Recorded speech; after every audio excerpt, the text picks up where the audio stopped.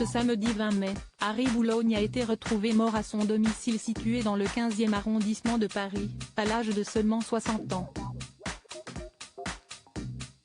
Si les circonstances de son décès demeurent pour l'heure inconnues, l'agence France Presse a indiqué que le disparu était hémiplégique.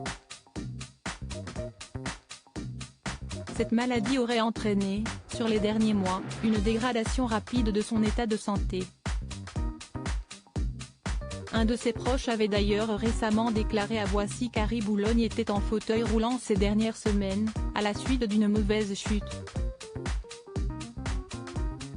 Toute sa vie, l'homme n'aura cessé de clamer être le fils illégitime du monstre du cinéma français, Alain Delon, et de la chanteuse Nico, avec qui il avait eu une brève liaison. L'acteur l'a toutefois toujours renié. Incapable de s'occuper de cet enfant à cause de son mode de vie et de sa carrière prenante, Nico avait fait le choix de le laisser à Édith Boulogne, la mère d'Alain Delon. Cette dernière avait fait le voyage jusqu'à New York pour récupérer Harry après avoir appris son existence. Contre l'avis de son fils, Édith Boulogne a élevé Harry chez elle à Bourg-la-Reine. Supérieur à Alain Delon, un symbole d'élégance et de magnétisme. Tu ne seras jamais mon fils si elles n'ont pas été nombreuses, pour ne pas dire rarissimes, il y a tout de même eu quelques rencontres entre Harry Boulogne et Alain Delon.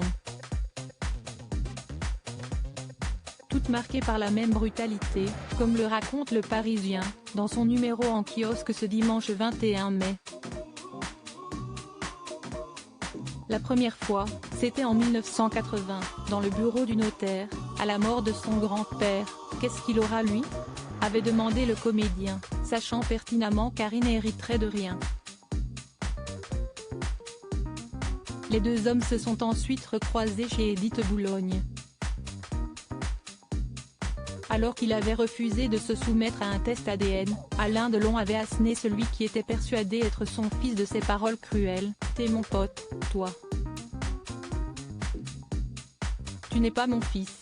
Tu ne seras jamais mon fils », tout en reconnaissant avoir couché une fois avec sa mère.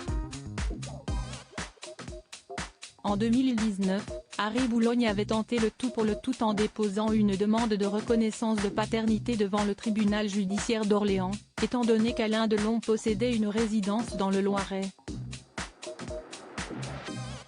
En août 2020, le tribunal avait indiqué que la juridiction française était territorialement incompétente. Et pour cause, Alain Delon avait rapporté la preuve que son domicile est en Suisse, où il réside depuis 1984. Article écrit en collaboration avec 6 médias Crédit Photo, Capture Télévision France 2 via Best Images.